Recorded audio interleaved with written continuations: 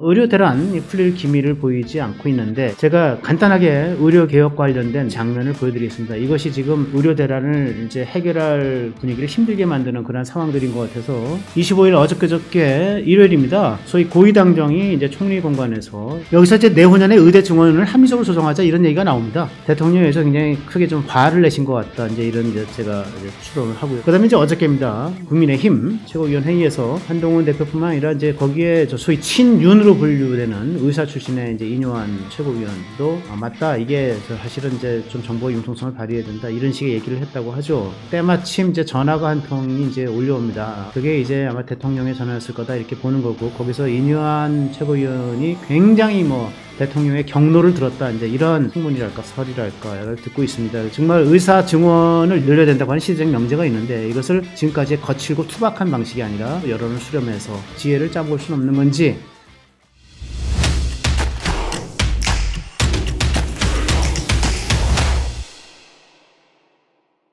2024년 8월 27일 화요일 허민의 뉴스쇼 시간이 돌아왔습니다. 여러분 안녕하세요. 문화일보 허민입니다. 네, 여러분도 느끼시겠지만 지금 날씨가 제법 뭐랄까 무더위가 좀 풀린 것 같은 기미가 좀 보이죠? 모처럼 저는 어저께 열대야를 크게 의식하지 않은 잠을 청한 것 같습니다. 이제 뭐 추석도 얼마 안 남았고 시원한 가을을 기다리시면서 행복하고 즐거운 일상 계속되시길 바랍니다.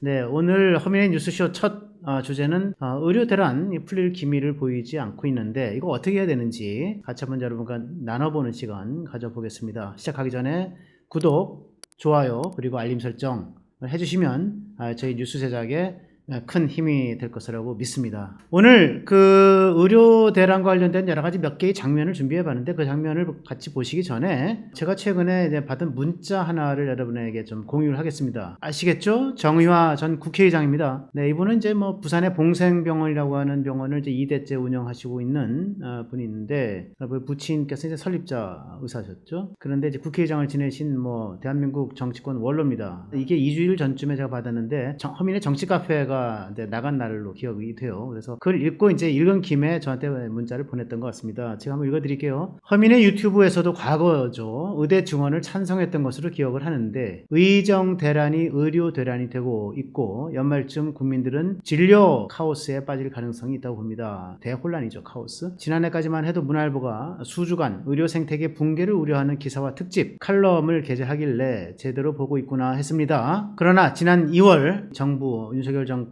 2,000명 증원에 대해서 정부의 손을 들어준 것은 의료제도가 어떤 문제를 내포하고 상황이 악화되고 있다는 것을 간과한 판단 미스라고 생각합니다. 어떻게 하면 좋겠습니까? 제가 뭐 드리고 싶은 질문입니다. 정말 어떻게 하면 좋겠습니까? 의료 현장을 지키고 있으나 2차 병원도 중증 필수과의 외과계 의사들이 번아웃 호소하기 시작을 합니다. 앞길이 캄캄해지고 있습니다. 당장은 정부가 증원 보류도 불가능한 지경으로 몰고 왔으니 해법이 묘연합니다. 궁극적으로는 모순된 건강보험제도를 그냥 두고는 해법이 없습니다. 네, 이렇게 저한테 문자를 보내왔습니다. 뭐랄까 절절하게 정말 이게 그 하소연하는 의료 현장의 어려움을 하소연하고 의대 증원 문제 난맥상에 빠진 이 증원 문제를 어떻게 풀어야 될 것인가를 정말 고민하는 그런 정치 원로 또 의료계 원로의 목소리를 이제 같이 한번 담아봤습니다. 네, 오늘의 첫 주제는 의료 대란 어찌할 것인가로 제가 잡았는데 대한민국의 빅5 병원이라고 하는 병원들이 있지 않습니까? 네, 빅5 병원의 의사가 전체 수가 한 7천여 명 되는데 그 중에서 한 40% 2,800여 명이죠. 되는 의사가 이제 사실은 이제 전공의로 채워져 있다고 합니다. 전공의 이제 인턴 레지던트죠. 근데 이 전공의들이 정부의 이제 의대 증원 2,000명 증원 방침에 항의를 해서 의료 현장을 떠나서 7개월 8개월 이렇게 가는데 아직 현장으로 돌아오지 않고 있어요. 이거 웬만하면은 파업 또는 이제 의료계 이탈을 멈추고 또 복귀하지 않을까. 정부가 계속 정부의 이제 강한 기조를 밀고 들어가면은 이게 지쳐서 돌아오는 거 아닌가 그렇게 생각을 했는데 아직 안 들어온 거죠. 이것이 이때 전공의들의 집단 사직이 바로 의료 현장의 뭐랄까 의료 대란인 이유인 거죠. 전공의는 안 들어오는 데다가 거기다 또 지금 의대생들 의대를 졸업하게 되면 의사 국가고시라고 하는 걸 칩니다. 그래서 이제 일반이 자격증을 취득하게 되는데 이걸 취득해야 뭐 일반이 개업도 할 수 있고 아니면 이제 수련병원 가서 이제 수련이 전공 이런 것도 이제 훈련도 받을 수 있는데 이제 의대생들이 국가고시를 거부할 움직임이 굉장히 본격화되고 있다고 해요. 졸업을 해도 일반인 면허를 자격증을 안 따겠다, 이런 의대생들이 늘어나고 있다는 건데, 그래픽을 같이 보실게요. 어떻게 의사를 어렵게 되는가, 교수까지 되는가. 의대가 이제 예과, 본과 6년을 지내면 그 다음에 이제 졸업하게 되면 이제 일반의가 되는데 국가고시를 통과해야 일반의가 됩니다. 그리고 이제 일반의 자격증을 따면 그다음에 두 갈래 길을 나누죠. 일반의 개업을 하든가 아니면 이제 전공의로 하는데, 전공의는 아까 말씀드린 수련병원에 가서 인턴 1년, 그 다음에 레지던트는 경우에 따라 3년이나 4년쯤 되는데 길면 이제 4년인 거죠. 그래서 레지던트 4년 해서 전공의 5년 체계를 끝나고 전문의 시험이 있습니다. 각 과목별로. 그 다음에 이제 군대를 가야 되니까 군의관 3년, 전임의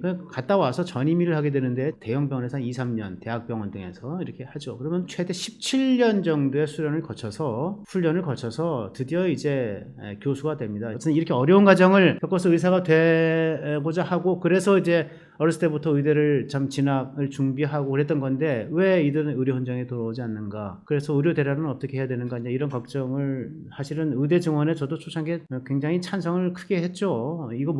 이거 시작하겠다 해놓고 중간에 접는 것은 정부도 아니다, 제가 뭐 그렇게까지 얘기를 했고, 그래서 아까 말씀드린 정의화 전 의장이 저한테 굉장히 섭섭하면 뭐 장문에 토로한 그 글도 제가 갖고 있는데, 제가 간단하게 의료개혁 관련된 네 장면을 보여드리겠습니다. 이것이 지금 의료 대란을 이제 해결할 분위기를 힘들게 만드는 그런 상황들인 것 같아서, 25일 어저께 일요일입니다. 저희 고위당정이 이제 총리공관에서 25일 일요일 오후에 열립니다. 여기서 이제 내후년에 의대 증원을 합리적으로 조정하자, 이런 얘기가 나옵니다. 그래서 그렇게 하지 않으면 풀릴 수가 없다. 그래서 뭐 그때 분위기는 그렇게 모아졌다고 얘기를 해요. 그리고 나서 이제 아마 이제 용산 멤버들이 뭐 돌아가서 대통령에게 보고하지 않았습니까? 그다음에 제가 추론하는 건데, 대통령에서 굉장히 크게 좀 화를 내신 것 같다, 이제 이런 제가 추론을 하고요. 이게 첫 장면입니다. 그다음에 이제 어저께입니다. 고위당정이 열렸던 다음 날, 즉 어저께 매주 일주일에 한 번씩 하는 국민의힘 여당의 이제 최고위원회의가 있습니다. 최고위원회의에서 역시 이제 내후년에 의대 증원을 합리적으로 조정하자는 얘기가 나눠지고, 그래야 풀린다, 이런 얘기를 나누면서 한동훈 대표뿐만 아니라 이제 거기에 소위 친윤으로 분류되는 의사 출신의 이제 이뇨한 최고위원도 맞다, 이게 사실은 이제 좀 정보의 융통성을 발휘해야 된다, 이런 식의 얘기를 했다고 하죠. 그래서 굉장히 분위기가 좋았는데, 때마침 이제 전화가 한 통이 이제 올려옵니다. 이뇨한 최고위원에게. 이제 이뇨한 최고위원이 뭐 전화기를 만작거리고 있는데, 네.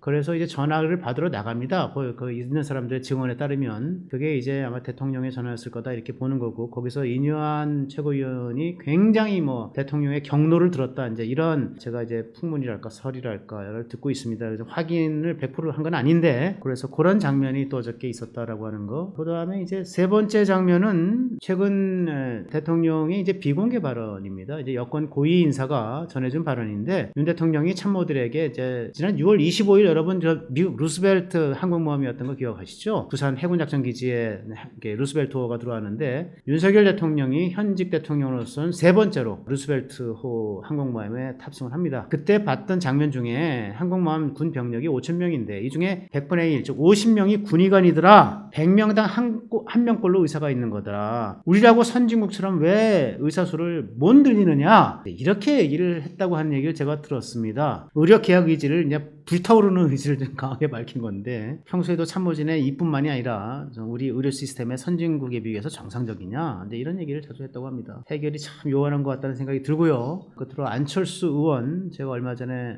만나서 개인적으로 저녁을 하는데 의사지 않습니까? 이분이 걱정하는 말 함께 나누겠습니다. 앞으로 죽어나가는 환자가 계속 생겨나게 될 거다. 그렇게 되면 정권의 앞날이 걱정된다, 이렇게 얘기합니다. 정말 의사 증원을 늘려야 된다고 하는 시대적 명제가 있는데, 이것을 어떤 적절한 방식을 거쳐서 늘려야 되느냐, 이거 지금까지의 거칠고 투박한 방식이 아니라 좀 부드러운 방식으로 여론을 수렴해서 하는 방식은 없겠는지, 그래서 지혜를 짜볼 수는 없는 건지, 이런 것들에 대해서 같이 우려를 나누는 그런 허민의 첫 번째 뉴스쇼였습니다.